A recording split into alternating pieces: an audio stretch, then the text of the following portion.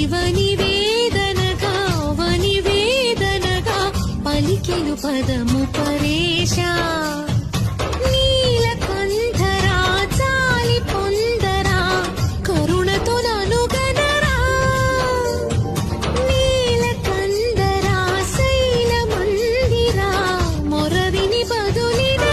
నగజా మనోజ జగదీశ్వరా బాలేందు శేఖరా శంకరా వేదముగ నిరత నాట్యముగ కదిలిన పదమిది ఈశా శివనివేదనగా వనివేదనగా పలికెను పదము పరేశా